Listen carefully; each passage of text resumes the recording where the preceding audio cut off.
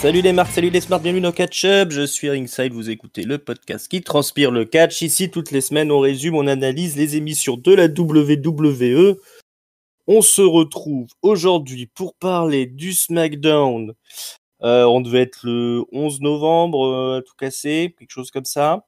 C'est-à-dire que c'était férié, on fêtait la paix, etc., etc. On était à Indianapolis, on était de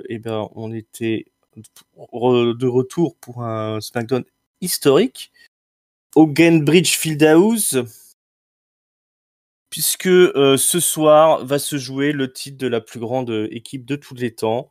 Les Usos affrontent le New Day. Et pour un SmackDown historique, quoi de mieux qu'une triple frite? J'ai avec moi Papy. Comment ça va, Papy? Bonjour petits enfants, bonjour Ringside, mais ça va et toi? Oh bah ça va toujours. Mais Letty est là également. Comment ça va, Letty? Bonjour Ringside, bonjour à tous. Ça va très bien, et toi? Eh ben ça va toujours. Ça n'a pas changé depuis il y a 2 Tant secondes. mieux. Ah bah voilà, ça bouge pas. Hein. Voilà, au moins on est carré, on est fidèle à nous-mêmes. Alors, ce SmackDown historique, ça fait suite à Crown Jewel, hein. Donc ça, vous pouvez aller écouter la review du dernier PLE, toujours maudit de l'Arabie Saoudite, pour savoir tout ce qui s'est passé dans le détail. On a aussi nos reviews de Monday Night Raw qui sont en ligne, hein. N'hésitez pas à aller checker ça, c'est gratos. Mais là, on est ensemble pour parler de SmackDown. Et SmackDown, effectivement, c'était du costaud, puisque se joue le titre de champion tag team, le règne le plus long de champion tag team entre les Usos et le New Day. C'est le New Day qui détient le record, c'est les Usos qui doivent le faire tomber. On a le début de la World Cup, le nouveau tournoi pour la Coupe du Monde de catch, qui va permettre non seulement de gagner une coupe au winner, mais également de s'octroyer un title shot pour le titre intercontinental. Donc toutes les nations seront représentées, vous verrez. Et on a aussi un 6-woman pack challenge pour déterminer la nouvelle aspirante numéro 1 pour le titre féminin de SmackDown. Donc voilà, c'est du lourd, hein, les amis, c'est du lourd. Ah, sur le papier, il y a de l'enjeu. Hein. Ah, il y a de l'enjeu. Sur le papier. Ah, c'est un beau papier.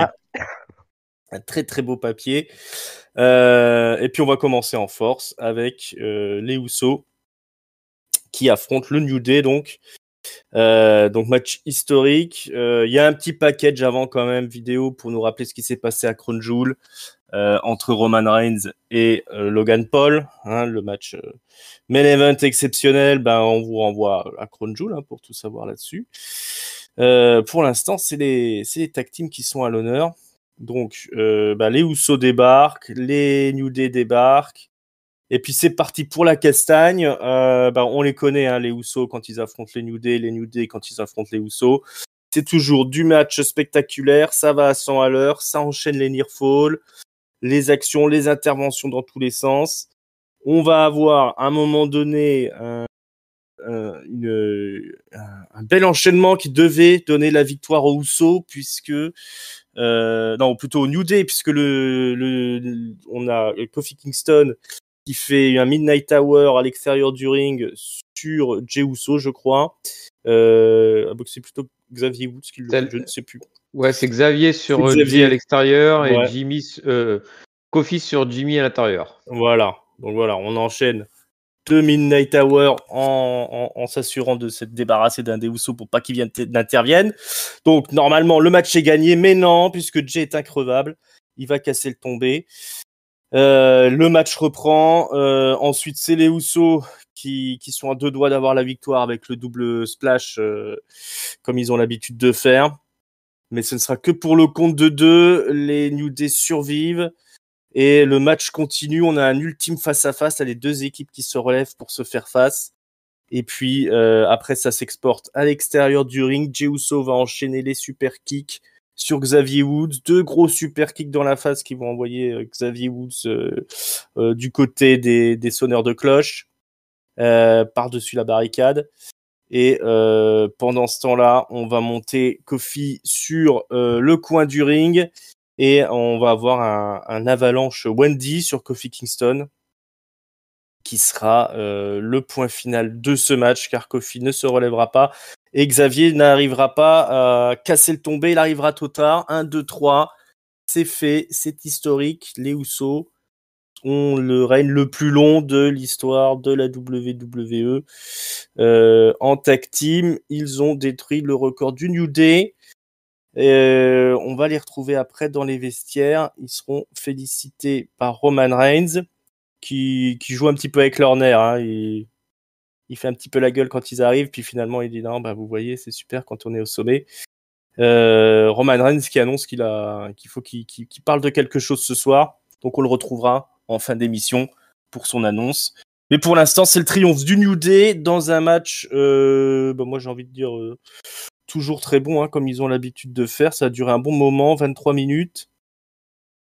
Est-ce que c'était suffisant pour marquer un peu le changement au sommet de la chaîne alimentaire du catch par équipe, puisque désormais les Usos sont la plus grande équipe de tous les temps.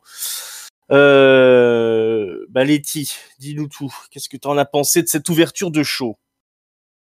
Très très gros opener. C'était alors même si c'était le 1858e match entre ces deux équipes, j'ai pas eu l'impression que c'était justement le 1850e match. J'étais vraiment prise dans le truc et j'ai trouvé que c'était super bien joué d'avoir un finish clean, de pas faire intervenir Sami ou je ne sais qui dans l'histoire. Et tout le long, c'était gros spot sur gros spot et j'ai bien apprécié aussi le jeu qu'il y a eu avec la foule, que ce soit de la part des Usos, des New Day, pardon, comme d'habitude, et même des Usos, quand on avait des We Want Sami et Jay qui se bouchaient les oreilles au milieu du ring, c'était, j'ai trouvé que c'était super bien joué. Et non, c'était un gros match et je pense qu'il méritait cette victoire. On a été vraiment aspiré dans le truc. Moi, 2-3 fois, je me suis levée du canapé et je me suis dit, mais non, ils vont quand même pas perdre. Voilà. Et ouais, vraiment très, très gros match. Et c'est presque dommage, mais ça, vous l'aviez dit, je crois, dans la review de la semaine dernière. C'est bon, le timing qui fait que, mais c'est presque dommage que ce soit à SmackDown et pas en pay-per-view parce que c'était vraiment un niveau pay-per-view, enfin PLE. Ça aurait mérité une place en PLE. Ouais, clairement, c'est un match qui aurait mérité une place de choix dans un Premium Live Event. C'est sûrement ce que va nous dire Papy, mais je suis d'accord, ils ont réussi aussi à intégrer la foule. Ils n'ont pas oublié de faire participer le public dans le match.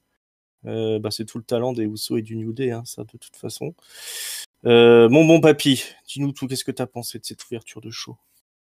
Moi, je suis très partagé par cette ouverture de show parce que je vais rejoindre pas les choses qui se sont dites. Les Usos, les New Day ont réussi à faire participer le public. Et ils sont réussis grâce à eux et pas grâce au booking qui avait décidé de balancer ce match-là sans aucun contexte. La preuve, tu disais, ils ont passé le Crown Jewel avant, plutôt que de repasser un historique de la rivalité entre les deux. Peut-être, je sais pas, ça aurait peut-être été bien. Hein.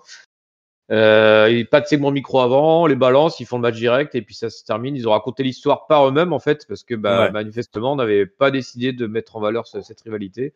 Ce que je trouve extrêmement dommage quand on connaît l'historique et puis surtout, si tu as envie de faire un moment historique, tu mets le contexte, quoi. Tu mets les petits plats dans les grands, tu fais quelque chose qui met en valeur un peu le truc historique.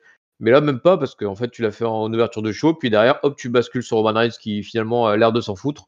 Et je pense que ça représente bien en fait la position de la WWE vis-à-vis de ce moment-là. Ils s'en foutaient. Et je trouve ça très dommage parce que les gars ont fait le taf. Alors, je sens que les New Day, ça commence à sentir la fin, même s'ils ont quand même réussi à rattraper le public avant. Au début, c'était pas du tout soutenu par le public, mais encore une fois, c'est parce que ça n'a pas été vendu le match. Donc comment, avec les Usos qui sont en période Bloodline à fond les ballons, les New Day qui sont plus du tout vendus, c'est compliqué de les faire marcher, mais ils ont réussi à rattraper la foule au cœur du match. Donc voilà, on a des mecs qui savent bien faire le boulot, mais ils sont pas aidés par un booking que j'ai trouvé dégueulasse sur ce sujet-là. Mais bon, je vais pas m'apesantir dessus, j'en parlerai dans le flop. Par contre, j'ai une question du coup, parce que moi, j'ai pas vu le SmackDown précédent. Pourquoi Sami Zayn, il est plus là, au fait? Alors, je sais qu'il tous les ans, il prend des vacances à l'époque de Crown Jewel, mais est-ce qu'on l'a justifié d'un point de vue scénaristique ou c'est juste comme ça, on admet qu'il est pas là? Ils ont dit qu'il est. Ouais, bah vas-y, Letty. Oui, mais je pense que tu vas dire la même chose. Il me semble qu'ils ont dit qu'il avait des soucis personnels, je crois, à gérer ou un truc comme ça. Enfin, les C'est ça. commentateurs. D'accord, ils sont pas fait chier. Ok, ça roule. Ouais. Oui. Apparemment, il a des problèmes à la maison. Peut-être une fuite ou quelque chose C'est comme ça. ça. Il fallait attendre le. Et le lavabo qui fuit, merde. Voilà. Il fallait attendre le plombier. Hein. Madame Zen, elle travaille, elle, donc elle peut pas rester. Et, donc bah, c'est Sami qui s'en occupe. Hein. Très bien, ok. Bon, bah, j'espère que sa fuite va se réparer un jour quand même. Ouais, voilà, qui nous reviennent en bonne forme. Ouais, bah c'est sûr que quand tu as un match comme ça et que tu entends des chants buants de Sami, c'est un peu déstabilisant. Mais je suis assez d'accord, c'est vrai qu'ils ont resté frileux sur le booking, alors qu'ils avaient un truc effectivement qui aurait pu prendre beaucoup de temps dans les semaines précédentes, qui aurait sûrement été plus intéressant que beaucoup de choses qu'on a vues à SmackDown ou à Monday Night Raw. Le New Day, effectivement, ils étaient un petit peu oubliés pendant un moment. Voilà, ils ont réussi à se rattraper via une promo ou deux. Et puis avec tout le talent qu'ils ont dans le ring, effectivement, il y a eu quand même un beau travail de la part de Michael Cole et Wade Barrett, qui ont quand même bien vendu le truc tout le long du match. Moi, je trouve que ça fonctionne plutôt bien. Wade Barrett et Michael Cole. Je préfère quand il y en avait que le prédécesseur là de Wade Barrett, Pat McAfee, voilà. Ouais, je trouve que c'est beaucoup mieux. Hein. Une équipe de deux et Wade Barrett, il est plutôt bon, je trouve. Et puis c'est bien de puis avoir Michael Cole qui gueule comme un veau parce qu'on lui crie dans les oreilles. Donc c'est plutôt sympa. Ouais, sinon tout le talent encore une fois du New Day et des Usos.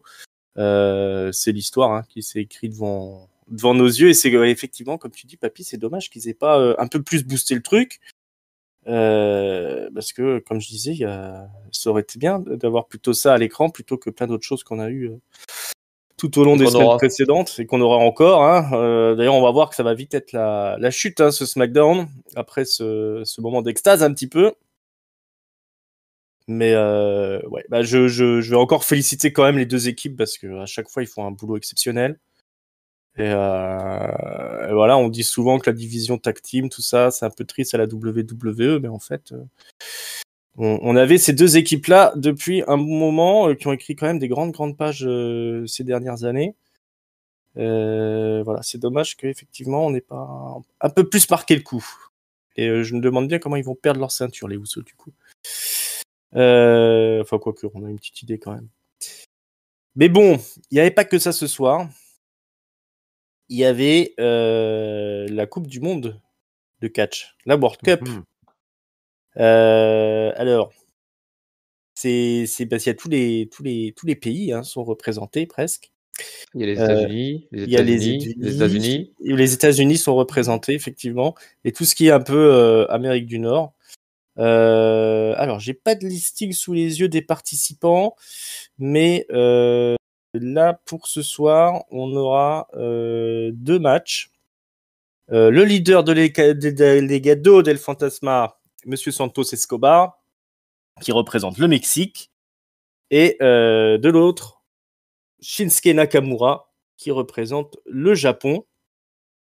Et donc, on a un match entre les deux. Donc, c'est assez serré entre Escobar et Nakamura. Ces deux écoles, l'école de la lucha, l'école du strong style, du puroresu. Ça se termine évidemment par une intervention de Legado del Fantasma qui permet de distraire Shinsuke Nakamura, qui va se faire piéger par Escobar dans un Phantom Driver depuis le coin du ring, on peut dire un avalanche Phantom Driver en quelque sorte. Nakamura ne se relèvera pas. Voilà ce qu'il en est de ce premier match. Est-ce qu'on parle du deuxième tout de suite ? Vas-y, enchaîne. On est d'accord, comme ça on aura fait la World Cup.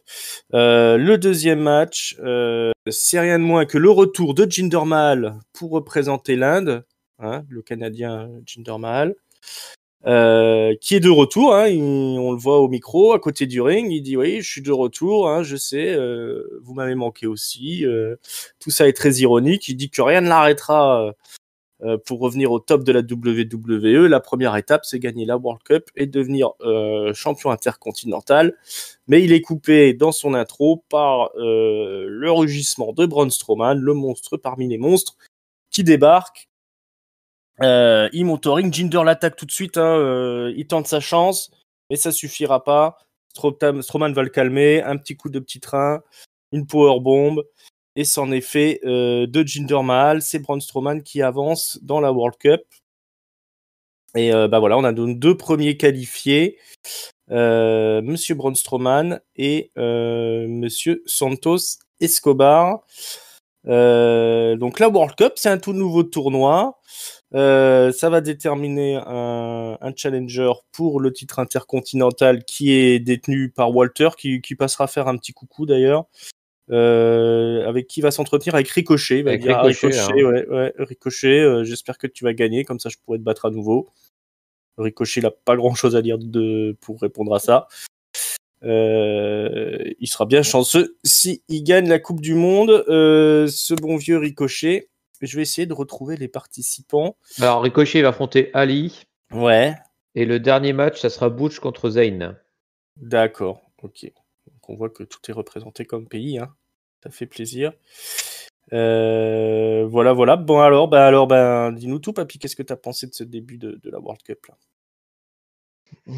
En fait, j'ai un peu le même sentiment que pour l'opener. C'est-à-dire qu'il y a une idée qui est, et ça sera prégnant sur ce SmackDown. Comme tu l'as dit dans ton introduction, c'est un SmackDown qui va avoir de l'enjeu à tous les étages. Et là, on a un tournoi World Cup pour le challenger du titre intercontinental plus une coupe.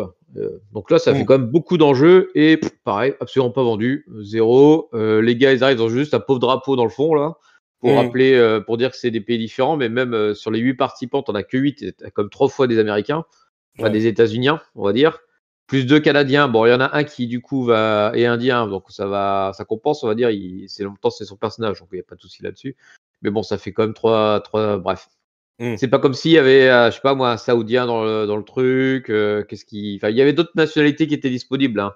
Il y a des Nigérians. Enfin, il y a un peu de tout. Hein, mais non, on va prendre 3 Américains. Voilà. Et en plus, je trouve que c'est absolument pas, comme je disais, c'est absolument pas vendu. Il n'y a pas de. C'est même pas les gars qui arrivent en disant je représente mon pays, tu vois. Ils auraient pu arriver avec un petit drapeau. Enfin, je sais pas, un truc qui dit que. Qui sont là, qui sont motivés pour défendre leur pays, qui sont vraiment dans la compétition. Là, ça fait vraiment l'artifice en fait de la Coupe du Monde. Ils surfent sur l'effet Coupe du Monde de la FIFA. Et encore une fois, c'est Michael Cole et Wade Barrett qui, eux, dans les commentaires, vont vraiment appuyer en expliquant un peu toutes les compétitions mondiales, le truc de cricket, le truc de la FIFA. Ils vont citer plein de trucs. Donc, ils sont vraiment à fond dedans. Et t'as l'impression qu'ils rattrapent en fait le manque de construction dans l'épisode par leurs commentaires en fait. Après les matchs derrière, bon, ils n'avaient pas d'intérêt particulier. Hein, je sais même plus qui est fait, si c'est Santos Escobar et Braun Strowman. Bon, voilà, on attend surtout quand ça arrivera à la finale parce que jusque-là, ça n'aura pas d'intérêt. Mais voilà, je trouve qu'encore une fois, sur le papier, c'était une bonne idée d'avoir un tournoi pour un challenger, c'est une bonne idée. De coupler ça à la Coupe du Monde, c'était pas mal en plus. Puis c'est réalisé avec les pieds, donc bon, voilà. Je n'ai rien de plus à dire. Ouais, finalement, ça ressemble à un tournoi standard. Comme d'habitude, la WWE évite de faire. Il y a un petit côté Dynamite que j'aime pas trop, moi, personnellement. Letty, toi, t'as été emballé peut-être ou pas du tout? Non, pas plus que ça. Effectivement, je suis d'accord avec Papy. C'est un peu. Il n'y a rien qui est vendu. La semaine dernière, on nous a déjà programmé Nakamura contre Escobar juste en tant que rivalité. Là, tout d'un coup, ça arrive dans la World Cup. Alors pourquoi Bon, ben voilà. Bonne question. On retrouve après, la semaine prochaine, on aura Zayn contre Butch. C'est pareil, c'est une rivalité en cours.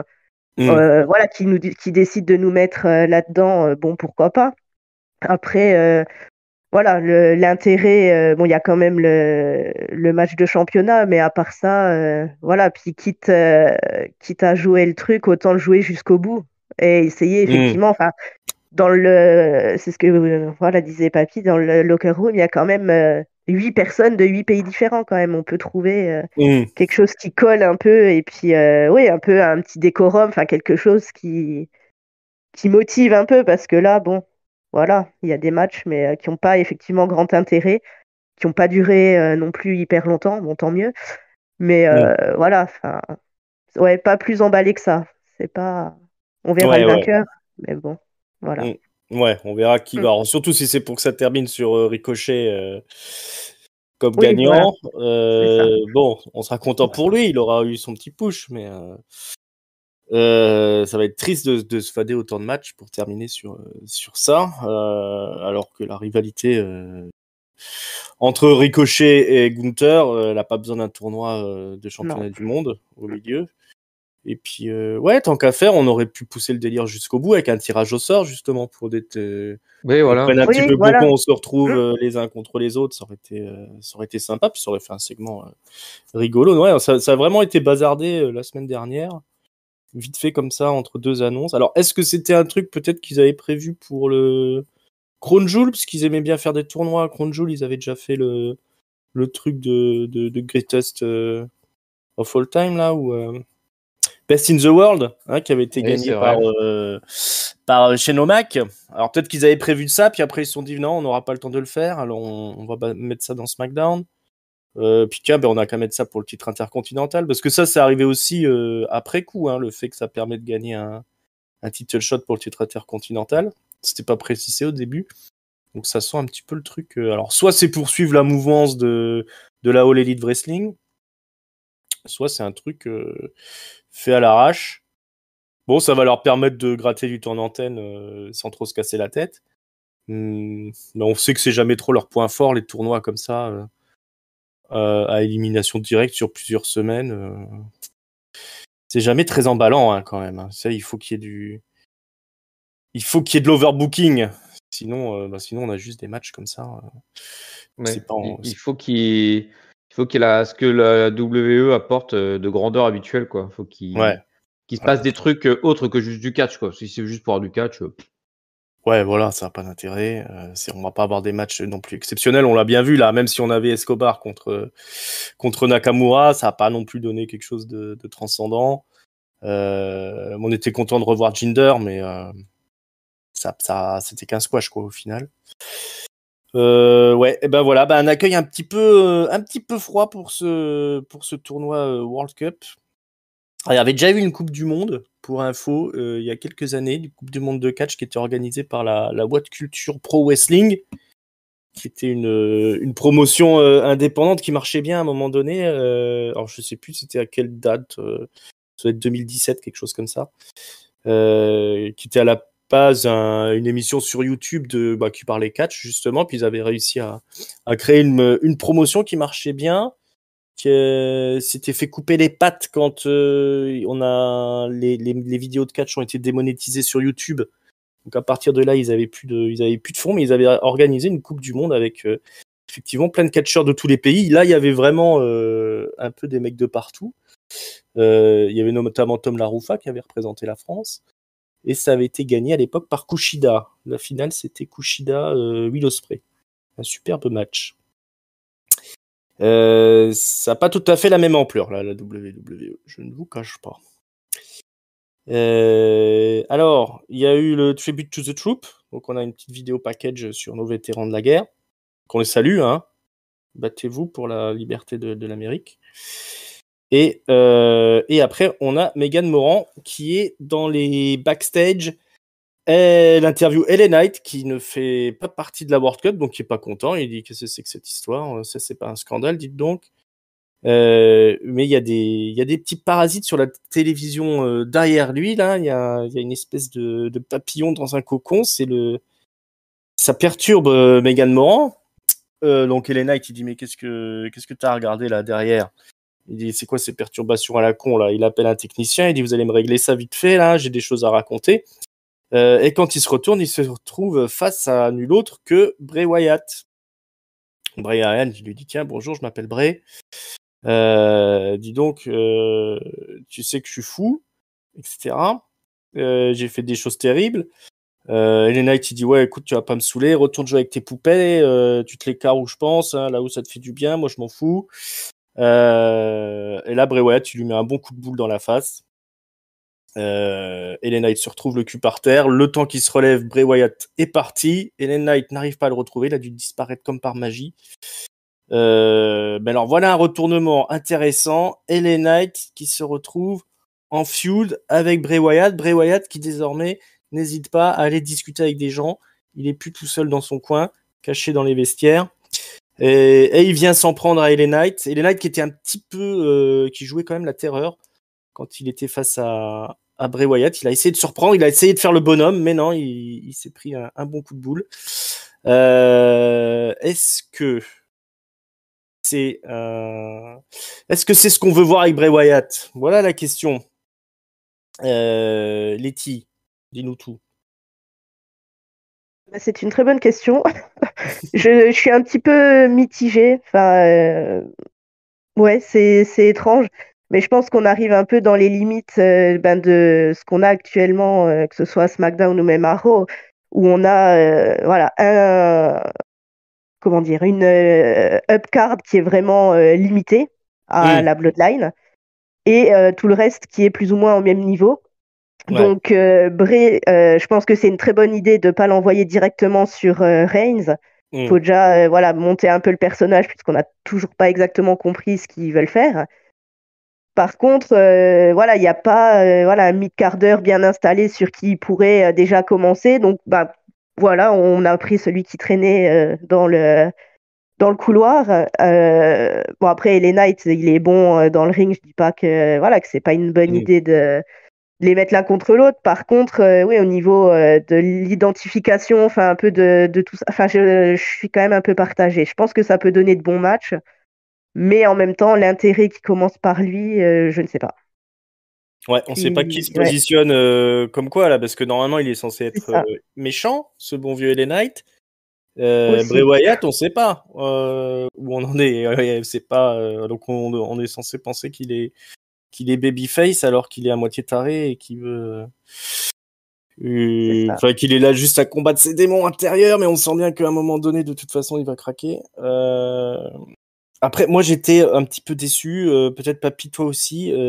Moi Bray Wyatt j'attendais qu'il le tue en fait, LA Knight, qu'il le prenne et qu'il le détruise. Là, un petit coup de boule, c'était sympa, c'était la surprise, mais c'est un petit peu léger. Alors peut-être que j'ai trop d'attentes sur Bray Wyatt.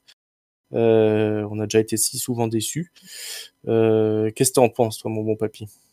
J'en pense comme toi, hein, et comme Letty aussi. Je suis partagé parce que je suis content que Bray Wyatt arrête d'être dans un truc tout seul, donc ce qui est insupportable parce qu'il faisait vraiment ces segments. Ça aurait pu être dans n'importe quelle émission, même dans n'importe quel show, même dans n'importe quelle fédération, ça aurait été la même chose. Là, il y a enfin une interaction avec quelqu'un du roster. Par contre, c'est LA Knight, quoi. Je sais pas. On parle de Bray Wyatt. Qu'on ait des grandes attentes pour lui ou pas, c'est quand même un ancien champion du monde. Un qui a fait WrestleMania. Enfin, voilà, c'est bonhomme, quoi. Et puis, on te fout LA Knight, qui a rien fait. Qui n'a rien. Qui a juste quitté les Maximum Male Models et qui, depuis, a fait un match contre Mansoir, de mémoire. Et c'est tout. Il a fait un match contre Ricochet que j'ai pas vu. Ouais, il a battu Ricochet la semaine dernière en trichant. Qui ne bat pas Ricochet? Voilà. Et puis techniquement, du coup, il est quand même encore un petit peu en rivalité avec Ricochet parce que Ricochet, il accepte d'avoir perdu avec tricherie et puis c'est pas grave, ça lui fait une défaite de plus au compteur, il est plus à ça près. Soit quand même il a sa revanche à un moment donné, mais bon, visiblement ça c'est parti sous le tapis. Non, et puis donc du coup, Bray Wyatt contre LA Knight. Alors, je pense qu'il aurait dû le tuer effectivement, mais qu'au lieu de ça, ils vont faire rallonger le truc un peu pour qu'il ait une première rivalité de reprise. Alors contre LA Knight, qui est un catcheur extrêmement expérimenté, donc du coup, c'est peut-être aussi pour ça que c'est lui qui a été choisi. Mais enfin, je sais pas. On parlait de l'absence de haute carte à la WWE, c'est clairement ça là. C'est hop, Bray Wyatt, allez avec les moyennas. On te fout là dans le tas là, tu sors plus ta tête non plus. C'est un peu la même chose qu'ils ont fait à Braun Strowman. Hein, c'est finalement ça, exactement. Je suis d'accord. C'est le traitement Braun Strowman.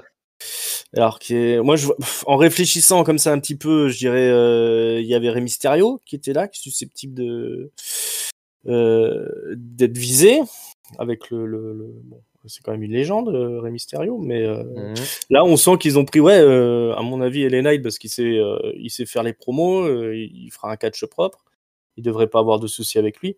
D'ailleurs, en lui-même, le segment, il était plutôt bien foutu. Hein. Moi, j'ai bien aimé la réalisation. Je trouve que c'était très bien exécuté. Maintenant, on reste sur notre fin. Et puis, effectivement, pourquoi LA Knight, quoi. Donc, c'est un move qui est un peu inquiétant au final, quand même si on est content de revoir Bray Wyatt interagir avec d'autres catcheurs. Mais c'est un move qui est inquiétant, mais qui est pas étonnant en fait. Qui est pas étonnant parce qu'on malheureusement c'est ce qu'on subit depuis quelques temps. C'est dans la lignée. Ouais. Et puis finalement c'est dans la lignée de ce qu'a toujours fait Bray Wyatt, hein. Parce que il y a eu une grosse hype sur son retour, mais on n'était pas trop triste de le voir partir à l'époque. Oui, mais il allait chercher toujours des mecs un peu haut placés quand même, Bray Wyatt. Il allait pas chercher le quart d'heure. Il était clairement dans le main event. Hein. Là, c'est comme on dit, hein, c'est la même chose que pour Braun Strowman, on le fait revenir et puis. Pas une tête qui dépasse. Voilà. Ah non, ça c'est le mauvais move, mais bon, c'est toujours compliqué parce que il y a toujours la Bloodline qui est au-dessus et qui a les ceintures. Donc c'est où c'est qu'on place le curseur après. Là, visiblement, il est mal placé. Il va falloir qu'il retravaille ça.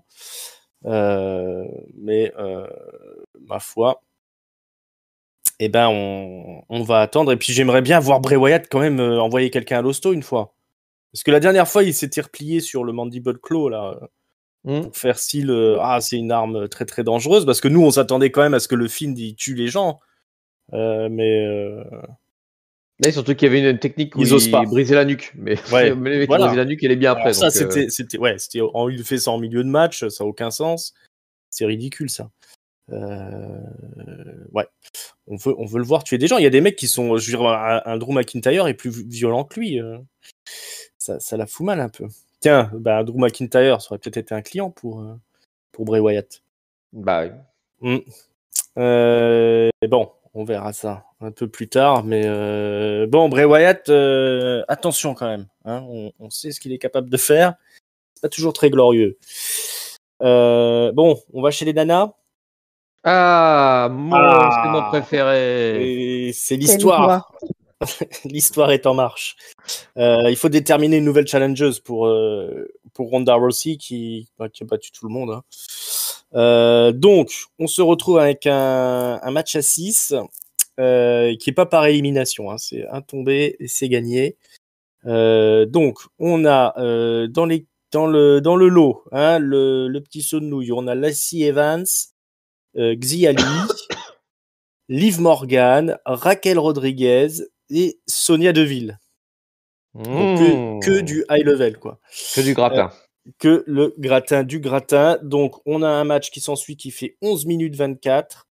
Ça va dans tous les sens. Il y a Xiali qui sait pas du tout quoi faire. Elle fait un peu n'importe quoi. Elle est à gauche, à droite. Ça va pas. C'est compliqué. On se retrouve à l'extérieur du ring avec Liv Morgan qui est finalement la plus expérimentée du lot. Qui va mettre un petit peu quand même un peu de rythme dans le match là avec ses enchaînements d'écrasement dans le coin du ring là. Et donc il va y avoir un gros spot à l'extérieur du ring où on va mettre les escaliers de fer, la table qui a été sortie par Raquel Rodriguez sous les acclamations de la foule. Et Liv Morgan va tenter un spot là où elle va sauter sur Raquel Rodriguez, je crois qu'il y a Xia Li aussi qui est dans le bordel, ou Sonia Deville. Sonia Deville, je crois, plutôt. C'est Sonia Deville qui est là, ouais. On sait qu'il y a une petite rivalité entre Liv Morgan et Sonia Deville qui était censée avoir été conclue la semaine dernière après un match sans disqualification. Bref, Liv Morgan tente son saut de la mort là, mais elle se viande lamentablement, elle tombe à côté. C'est tout pourri, la table ne casse pas, on suppose qu'elle se sont fait mal. C'était le pire spot de l'année, je pense. En plus, derrière, elles font style, elles ont réussi leur coup, donc personne se relève, donc il se passe plus rien pendant au moins 3-4 minutes, hormis les commentaires de Cole et Barrett qui essayent de nous vendre l'action. Ah, les filles étaient perdues complètes, elles savaient plus ce qu'il fallait faire. Ouais, là, c'était la demeure complète. Et puis finalement, l'action se retourne dans le ring avec Shotzi qui va placer son finisher sur Lacey Evans. Parce que pourquoi pas, 1, 2 et 3, victoire de Shotzi qui se retrouvera donc très prochainement, sûrement au Survivor Series ou peut-être le SmackDown avant, je crois. Survivor Series normalement. Non, c'est au Series. Donc face à Ronda Rousey. On retrouvera Shotzi après dans les vestiaires. Elle sera félicitée par Emma. Emma qui est de retour à la WWE depuis quelques semaines. Emma qui cherche Madcap Moss. Alors Shotzi dit dis donc, t'aurais pas un crush sur Madcap Moss, hein? Et puis Emma elle s'en va. Et puis là-dessus il y a Shayna Baszler qui débarque, qui lui dit qu'est-ce que tu crois, là, tout ce que t'as gagné, c'est le droit de te faire péter le bras par Ronda Rousey ou alors te faire broyer la cheville au choix. Shotzi a dit non, tu me connais pas, j'appartiens à la WWE, tu vas voir ce que je sais faire, j'ai pas peur de Ronda. Alors Shayna lui dit t'as qu'à lui dire en face. Elle se retourne, putain, Ronda Rousey qui est là, oh la merde. Et alors elle dit écoute, qu'est-ce que je vais te dire Ronda, et là elle se fait choper par Shayna Baszler dans sa prise de soumission. Elle se fait étouffer, jetée au sol, et il y a Ronda qui se fout de sa gueule. Elle lui dit quoi, t'as quelque chose à me dire? J'entends rien. Et puis elle se barre. Et Shotzi est à terre, humiliée malgré sa victoire de la soirée, qui n'aurait pas été bien glorieuse. 11 minutes 24, ce petit six-way. Donc mon bon papy, la place des femmes dans le catch à l'heure actuelle. C'est beau la révolution. Ça me fait mal au cœur parce que moi je n'aime pas dire. D'une part, j'aimais beaucoup les segments féminins jusqu'à il y a quelques mois. J'aime pas dire que Jessica a raison, mais là, franchement, elles ont tout fait quand même pour lui donner raison. C'était affreux, quoi. Du début à la fin, c'était foiré. Ouais. Je sais pas si tu as capté, au début, tu as Raquel qui rentre dans le ring en dernière, en fait, et puis qui veut taper dans la main de Shotzi parce qu'elles sont copines, elles sont en tag team. Elle rate sa main, quoi. Tu vois, tu te dis, ça commence bien, quoi. Et même pour se faire un petit check, elles n'arrivent pas à le faire. Et puis, après, le reste, c'était catastrophe. Perdu, les filles complètement perdues. C'est pas ce qu'il fallait faire, le spot de la table qui est affreux avec Liv qui rate son saut, qui atterrit dans les pieds de Raquel, qui du coup tombe pas sur la table et qui rebondit contre le dos de la table et qui se retrouve par terre. Sonya Deville qui se jette par terre aussi, bon, on sait pas pourquoi, au cas où. Donc les trois, elles se retrouvent par terre, elles savent plus quoi faire.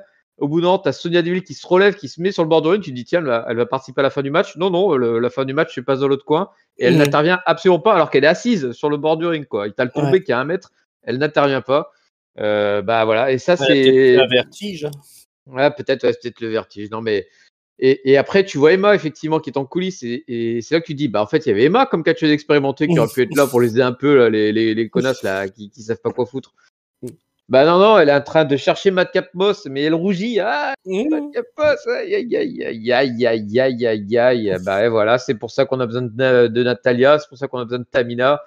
C'est pour ça qu'on a besoin de filles qui savent ce qu'elles doivent faire dans le ring et pas laisser la fine fleur de NXT nous montrer un grand spectacle comme ça. Voilà. Ils ont eu 11 minutes et pendant 11 minutes, ils ont montré qu'elles ne savaient pas catcher. Shotzi, pour moi, c'était le moins mauvais choix en tant que gagnante. Mais bon, ça aurait été bien qu'elle le soit à l'issue d'un joli match, plutôt que d'un truc où elle a rien fait finalement de tout le match et elle est juste arrivée pour foutre son finisher. Donc, voilà, je suis perplexe. Je suis perplexe. Après, il y a des bons choix. Shotzi en gagnante, ça me plaît plus que les autres. Et le duo Ronda-Shayna, ça me plaît aussi, même si Ronda est aussi inapte au micro. Mais bon, c'est pas grave. On va faire avec. Ouais, le petit segment après-match était plus réussi et fonctionnait beaucoup mieux que le match catastrophique qu'on a eu. Letty, un petit peu de solidarité féminine, peut-être? J'aimerais tellement. Ça va être difficile, hein. Ça va être très dur. Non, c'était vraiment. Les premières minutes du match, j'avais vraiment l'impression, vous savez, quand on est au collège en cours de sport, que le prof nous donne un ballon de volley en nous disant faites un match, personne ne sait comment ça se joue, mais on essaye des trucs. Et là, c'était tout à fait ça, c'était faites un match de catch, mais on avait l'impression que, voilà, elles ne savaient pas quoi faire, elles étaient paumées. Les gros spots, ce qui était censé être des gros spots avec la table et tout, c'est complètement raté. En plus, elle a dû se faire super mal. Et ouais, c'est catastrophique. La fin, bon, heureusement, ça a duré que 11 minutes. J'avais un peu peur que ça se prolonge. Bon, Chaudzy, effectivement, parmi celles qui étaient là, ça reste un des meilleurs choix quand même. Et le segment d'après-match, bon, Emma, j'ai toujours pas. Enfin, voilà, je me dis que le pauvre Madcap, il va se retrouver pris dans une histoire improbable, alors qu'il était quand même pas très loin voilà, du upper mid-card, on va dire, il y a pas très longtemps. Là, il va se retrouver un peu au fond du caniveau, voilà, dans des histoires un peu bizarres. Et bon, sinon, les filles, la championne, oui, pourquoi pas. Au moins, ça raconte une histoire. Elle a Shaina qui est là pour voilà, faire les gros bras et parler à sa place. Donc déjà, elle n'a pas le micro, c'est un plus. Et oui, après, on va voir ce que ça va donner, mais je pense que bon, ce ne sera pas le meilleur match de championnat qu'on ait pu avoir, mais ça devrait pouvoir donner quelque chose quand même. Enfin, j'espère. Ouais, on espère, hein, mais moi j'ai quand même peur. Hein. Ronda Chaudzy, ça me. Ouf, bon.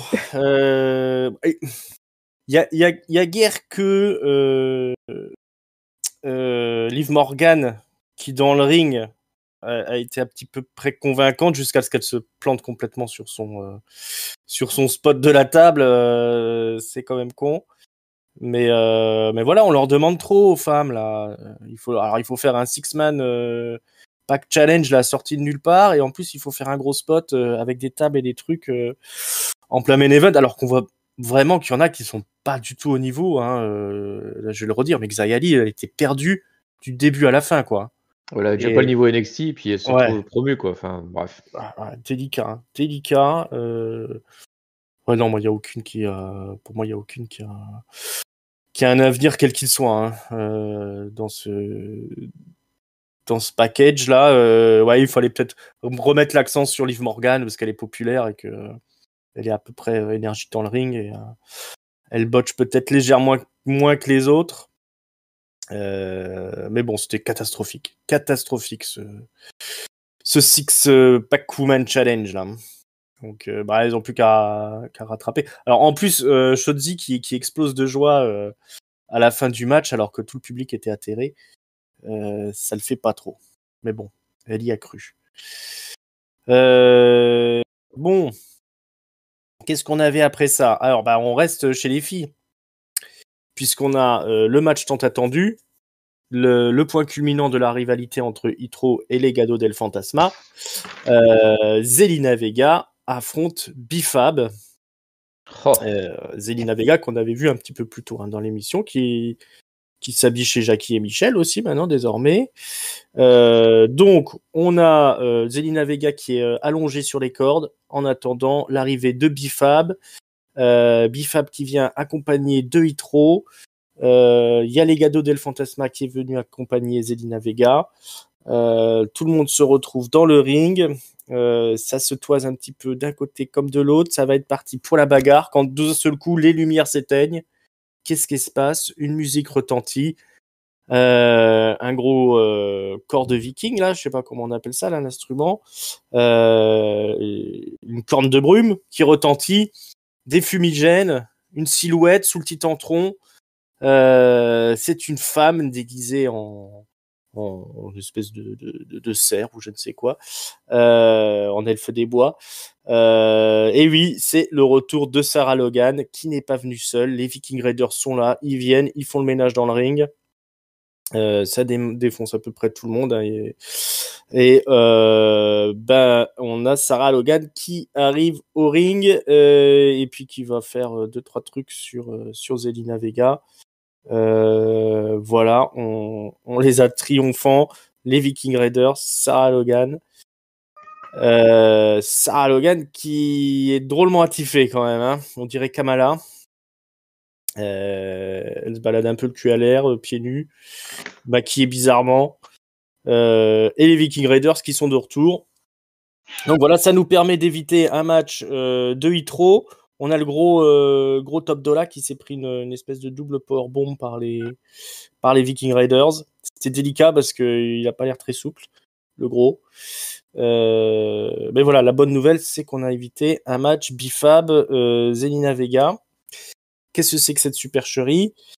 Je ne sais pas. Letty, qu'est-ce que tu as pensé de ce retour de Sarah Logan? Depuis des semaines qu'on avait des petites vidéos, des trucs, je m'attendais à quelque chose de bien. Après, finalement, t'es naïf sur le coup, franchement. Ouais. Mais de temps en temps, je suis très naïve, je me laisse prendre dans les histoires comme ça, mais oui, effectivement, enfin, la tenue, le maquillage, laisse tomber. Le seul gros point positif, gros point positif, c'est qu'ils nous ont quand même évité Bifab contre Zelina, ce qui est quand même pas négligeable, parce que je pense que ça aurait été encore plus catastrophique que le match précédent. Ouais. Mais j'étais curieux, moi, quand même, de voir comment elles allaient s'en sortir. bon, Zelina, au moins, on sait qu'elle est catcheuse, elle est pas au top, mais quand même, mais Bifab, j'avais pas hâte de la voir se battre. Bon, après, je me dis que c'est que partie remise, parce qu'à mon avis, entre les trois, voilà, on est bien dans le fond de la carte, et on a trois factions qui sont voilà, sur le même modèle, qui ont une femme chacun, voilà, et je pense qu'on va se taper des matchs, que ce soit mixte ou d'équipe, ou voilà, je pense qu'ils vont occuper la low card pendant un petit moment avec ces trois groupes-là. Il y a de quoi faire. Après, voilà, il y a des combinaisons possibles. On aura peut-être notre triple frite Zelina Vega, Bifab et Sarah Logan. Ça va être super. Ouais, vous me prévenez ce jour-là, je vais à la pêche. On s'absentera. C'est la fin de l'humanité. Papy, qu'est-ce que tu as pensé de tout ça? La bonne nouvelle, c'est qu'Hitro se fait casser la gueule. Ça, c'est voilà, quand même. ça, on est content. Et ça, c'était particulièrement ridicule en arrivant en ring. Mais oui, dans leur mode ça babyface, fait plaisir. Hein. Ça fait plaisir, en fait. C'est en plus 2 fois que ça leur arrive, là. 2 fois qu'ils font rien, qu'ils se font juste casser la gueule. C'est vraiment un petit bonbon, ça, dans ce show. Puis pour le reste, bon, voilà, vous avez tout dit. Hein, c'est Chi passe à mort. Bah, je sais pas quoi dire. Hein, Sarah Logan, de toute façon, elle était nulle avant de partir. Je pense qu'elle sera nulle en revenant. Et puis, on n'attendait pas du tout son retour. Hein, je sais pas. Voilà, c'est vraiment parce qu'elle a besoin d'argent. Hein, oui. Aïe. Ouais. Bon, voilà.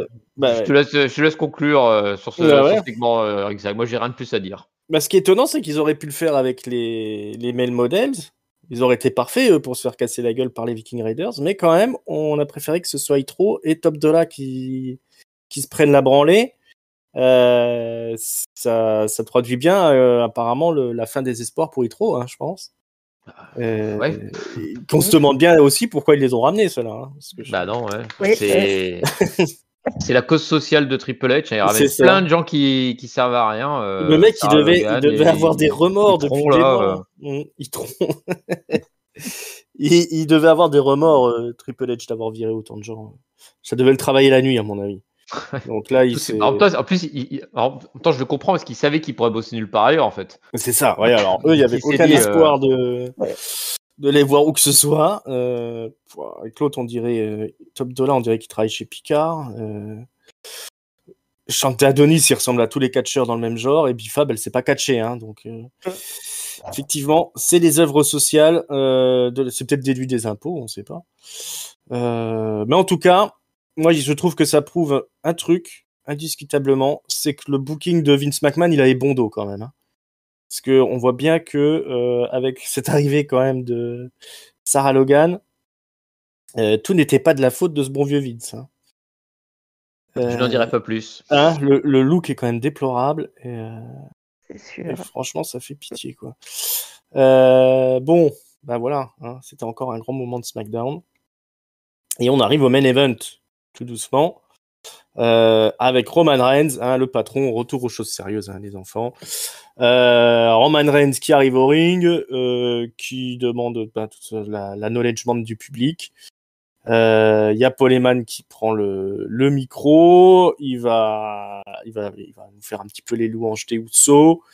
Il y a des gros chants UC dans le public. Paul Heyman se moque un peu du New Day. Roman Reigns reprend le micro, il explique que c'est pas toujours facile d'être le cousin de Roman Reigns parce que les Usos étaient toujours un peu dans son ombre. Hein.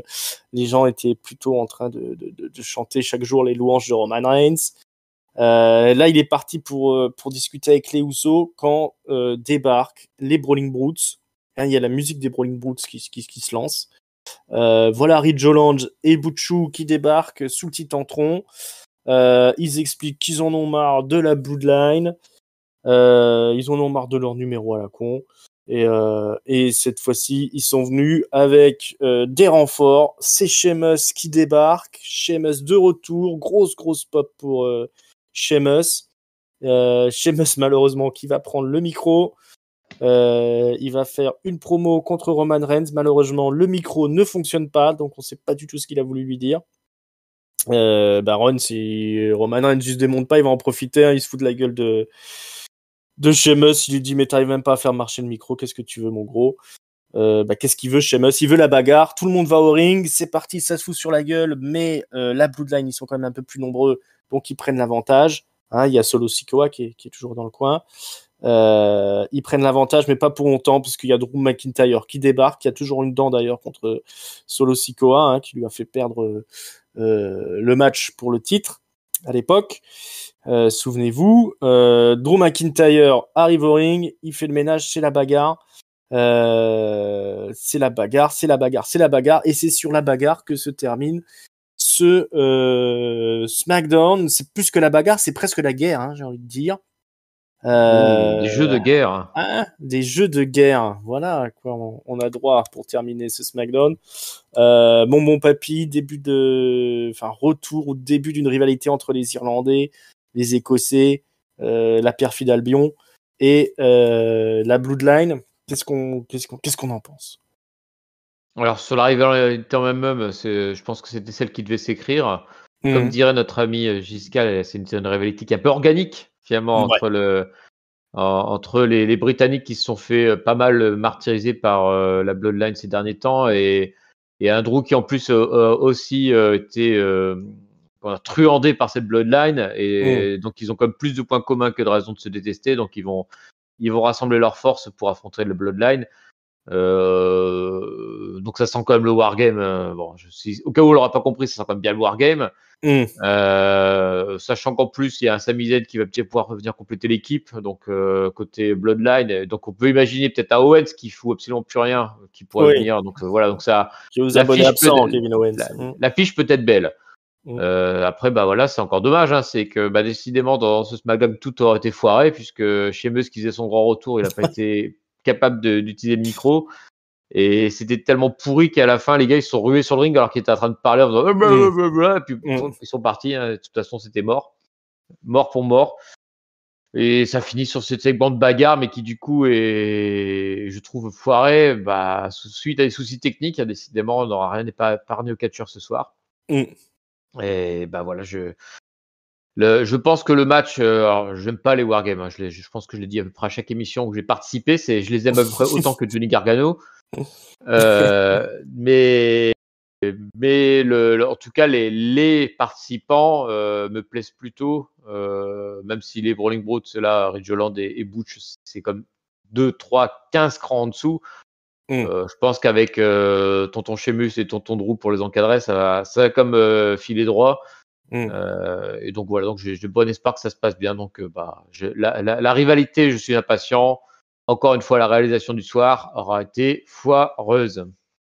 Ouais. Bon, on n'est pas à l'abri que Ridge Holland, Ridge Fridge se fasse blesser à un moment donné et puis qu'il soit remplacé à la dernière minute par quelqu'un d'autre. Oh, ça serait dommage. Ce serait dommage pour lui. Mais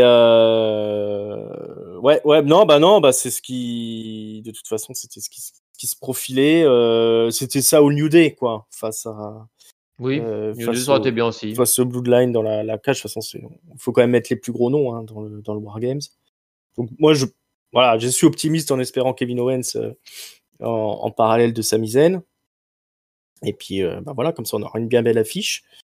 La question, c'est si la Bloodline gagne, ça va être un peu humiliant pour tout le reste du roster. Donc est-ce qu'on veut voir la Bloodline perdre? Grosse question. Letty, toi, qu'est-ce que tu as pensé de ce segment final? Je suis plutôt d'accord. C'est la rivalité en elle-même est plutôt logique et puis c'est ce que j'attendais depuis quand même un petit moment. Donc oui, enfin la rivalité en elle-même, il n'y a pas de souci. Après, c'est vrai que si Owens est le 5e, ce serait voilà, encore mieux. Et à la limite, ça pourrait commencer à écrire des petits trucs avec Sami. Enfin, voilà, pour peut-être une suite d'ici au Rumble, voire à WrestleMania, pourquoi pas. On aimerait bien voir Kevin Owens et Sami Zayn faire tomber les Usos, en fait. C'est ça. Je pense qu'on peut commencer là à écrire quelque chose qui va durer, nous suivre quelques mois. Donc c'est plutôt un bon truc. Par contre, après, moi, les Wargames, je vous cache pas que j'ai pas regardé ceux de NXT. J'avais vu sur le network il y a quelques temps un ancien match, ça m'avait pas plu plus que ça. Après, voilà, j'attends de voir exactement ce que ça donnera.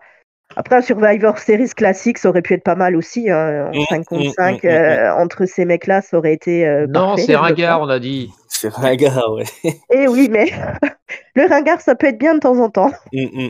Mais ouais, on verra voilà, ce que ça donne. Mais sur oui, la rivalité en elle-même, bon, après, voilà, c'était pas leur soir au niveau technique et tout ça. Mais bon, ça, c'est rarement leur soir en ce moment. Mais voilà. Ouais. Oui, c'est vrai que le coup du micro, c'était le petit coup en traître en plus. Pour bien nous rappeler que ce serait pas le SmackDown de l'année ce soir. C'est ça.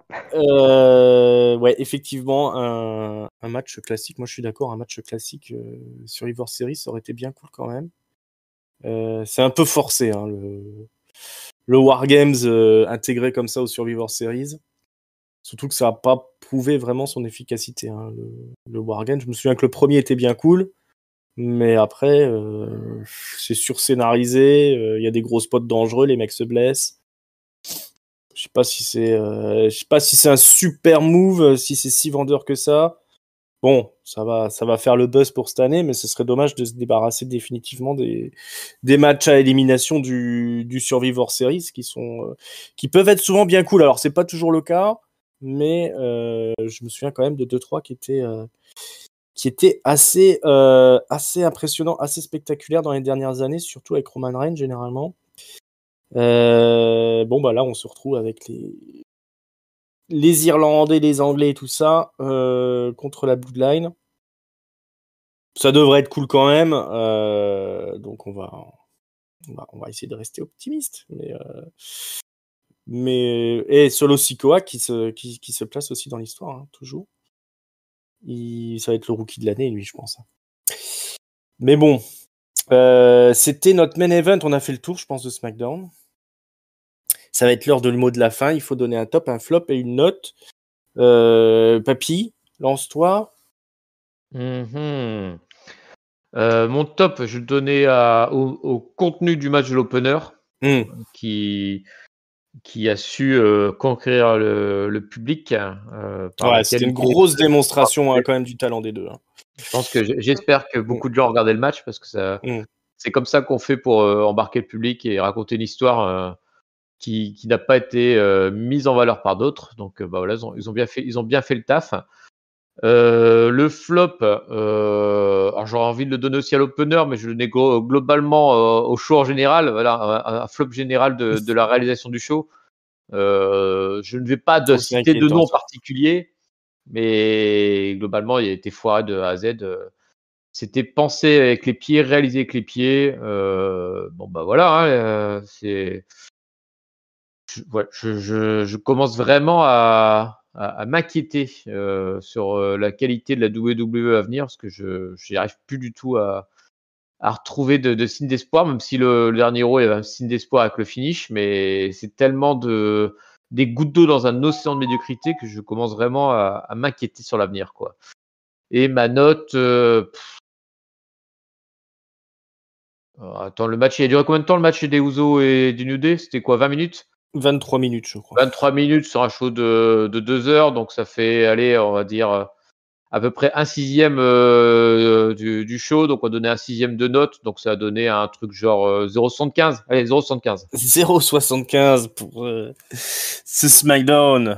Alors, Papy, très déçu de SmackDown. Oiseau de mauvais augure aussi, hein, nous prédire la Non, mais fin je de m'inquiète, la je vous le dis, WWE. je vous le cache pas, je m'inquiète. Il y a 2 écoles maintenant. Hein. C'est ceux qui sont relativement satisfaits de ce qui se passe, hein, plutôt clients du booking de Triple H, et les gens qui sont un peu effarés et qui regrettent la période Vince McMahon.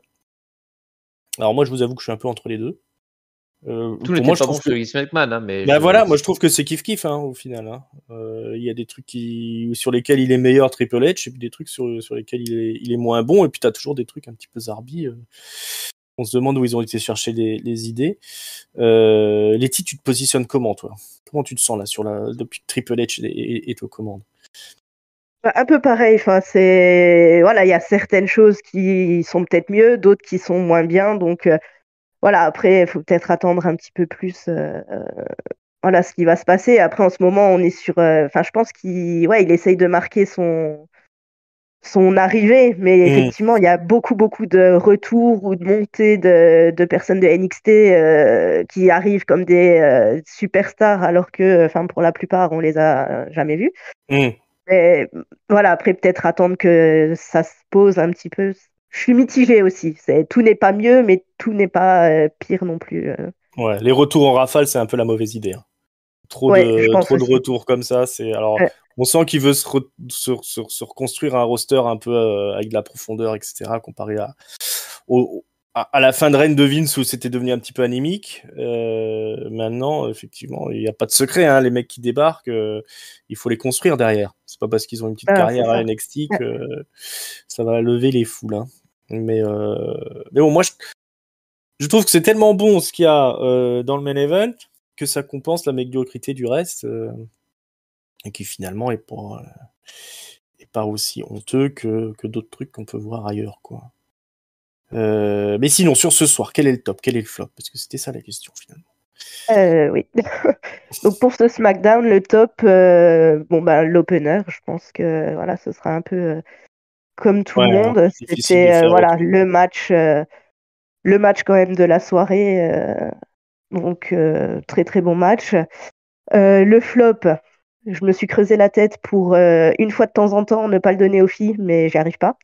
Donc ce sera pour les filles. Aïe, aïe, aïe. J'ai cherché, mais malheureusement, ce six-pack challenge catastrophique, voilà, ce sera le flop. Après, si vous m'y autorisez, j'aimerais bien donner un deuxième flop. Mais vas-y, c'est offert. Allez, c'est cadeau. Par contre, ce sera pas sur ce SmackDown, ce sera sur Logan Paul, qu'est-ce qu'il a fait? Qui a fait une vidéo sur sa chaîne, enfin son show Impulsive, où en fait il est avec ses potes, donc qui parlent de Crown Jewel, donc ses potes qui ont une Minerve, enfin l'autre il a un pied dans le plâtre, enfin voilà. Et donc ils sont pas contents parce qu'il les a pas défendus, puis qu'ils sont plus blessés que lui.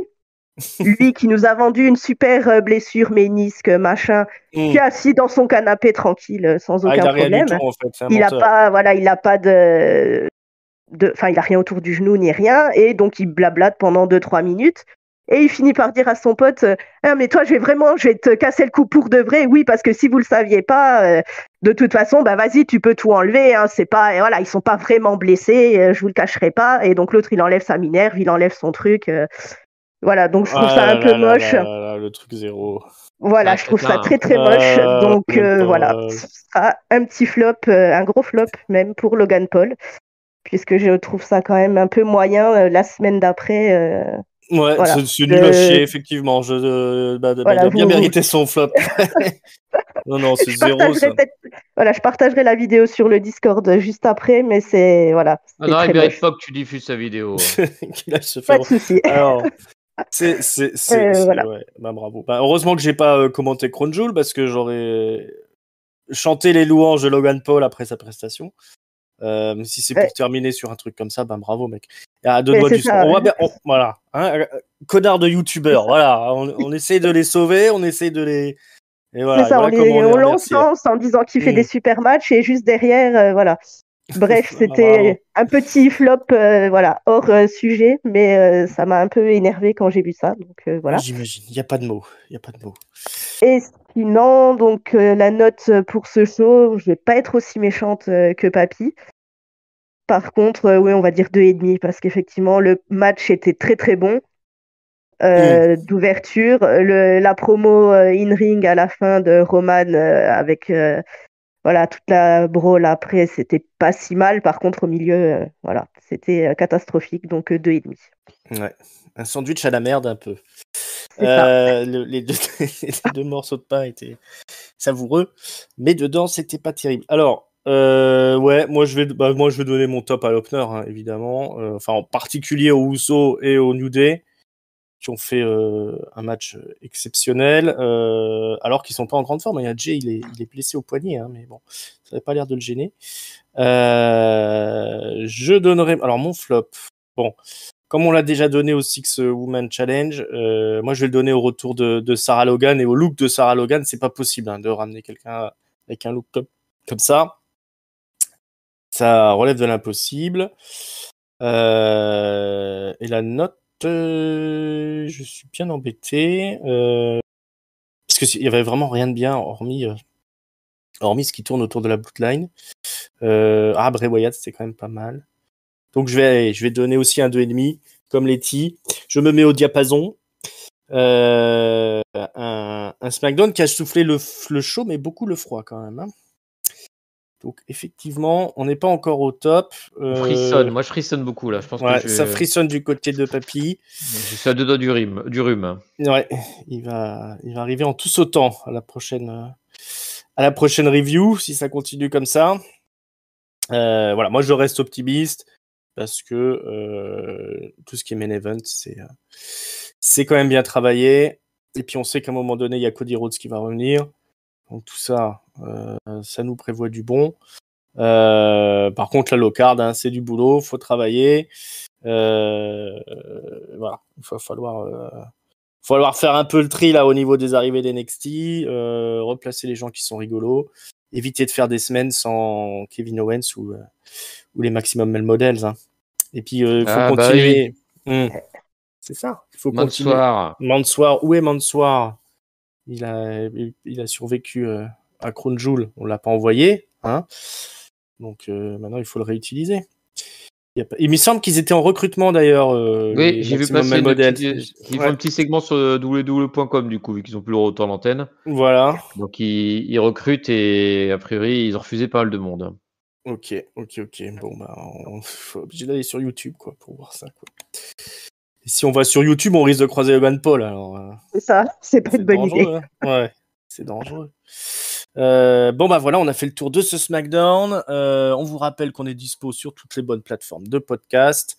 On est sur YouTube, que ce soit sur l'un sur l'autre. Vous pouvez vous abonner, c'est entièrement gratuit. Il y a la petite cloche sur YouTube pour être averti dès qu'on sort un nouveau programme. On est sur Twitter, c'est @catchupcdc. Vous nous retrouvez aussi sur Facebook et Instagram. Vous pouvez nous retrouver sur Discord pour venir discuter. L'invitation est dans la description. N'hésitez pas à commenter, donner votre avis, un top, un flop, une note. Et puis, pour le reste, on vous remercie d'avoir écouté notre émission. Papy, Letty, merci beaucoup d'être venu. Merci à toi, Ringside. Merci à toi. Et puis voilà, on espère que ça vous a plu à écouter autant que nous à enregistrer. Et on se retrouve très bientôt pour commenter les suites des aventures de la WWE. À bientôt les amis, ciao, bye bye. Salut à tous. Salut tout le monde.